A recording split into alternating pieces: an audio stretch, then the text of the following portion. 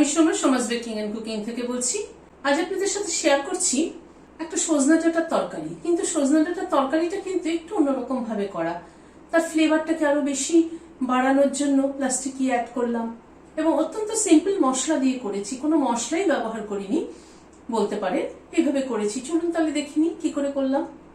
4টে ডাঁটা নিয়েছি, সজনা ডাঁটা, একটা আলু আর কুমড়ো নিয়েছি, আর এখানে 5-6টা পটল নিয়েছি, 5টা পটল নিয়েছি। সবজিগুলোকে কেটে নিয়ে ফিরে এলাম, একটা গ্রাইন্ডিং জার নিলাম, 2টো টমেটোকে বড় বড় করে কেটে নিয়েছি, সেটা দিয়ে দিলাম, আর একটা কাঁচা লঙ্কাকে ভেঙে দিলাম। এটার একটা পেস্ট তৈরি করে নিচ্ছি।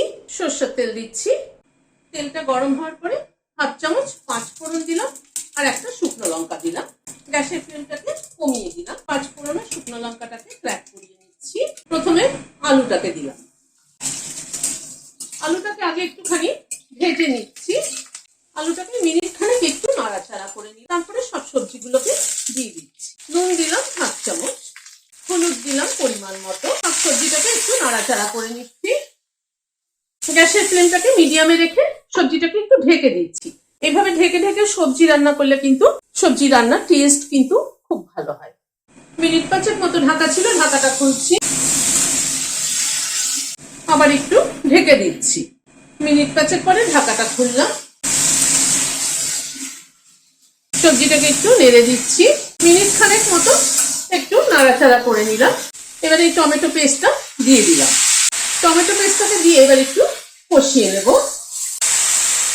এই সজনা ডাঁটার চচ্চড়িটা কিন্তু মেনলি টমেটো গ্রেভিতেই এটা হবে, আর অন্য কোনো কিন্তু গুঁড়ো মশলা এখানে ব্যবহার করছি না। টমেটো গ্রেভিতেই নুন, মিষ্টি এবং টমেটোর একটা টক টক ভাব সব মিলিয়ে কিন্তু একদম সিম্পল এই তরকারিটা খেতে কিন্তু দারুণ ভালো লাগে। টমেটো পেস্টটাকে একটুখানি কষিয়ে নিচ্ছি, মিনিট 2-3 মতো একটুখানি কষিয়ে নিলাম সবজির সাথে। এবার একটু গরম জল অ্যাড করে দিচ্ছি, কারণ এই তরকারিটা কিন্তু একটু ঝোল ঝোল মতো হবে। 1/2 চামচ চিনি দিয়ে দিলাম। ঝোলটাই মিনিট 2 মতো ফুটে উঠলো। এখানে 1/2 চামচ হিং, অল্প একটু জল দিলাম, সামান্য একটু জল দিয়ে এটা গুলে নিচ্ছি। হিংটা লাস্টে দিয়ে দিলাম। এই হিংটা ফোড়নে দিলে একরকম টেস্ট, লাস্টে দিলে পরে একরকম টেস্ট। 2টো কাঁচা লঙ্কা মাথাটা চিড়ে দিয়ে দিলাম, দিয়ে একটু মিশিয়ে দিচ্ছি। গ্যাসের ফ্লেমটাকে বন্ধ করে দিলাম। লাস্টে হিং অ্যাড করাতে কিন্তু দারুণ সুন্দর একটা হিঙের ফ্লেভার এসছে, আর টমেটোর টক টক মিষ্টি, মানে একটু মিষ্টি দেওয়াতে সবকিছু মিলে টক মিষ্টিতে কিন্তু খেতে কিন্তু দারুণ হয়েছে।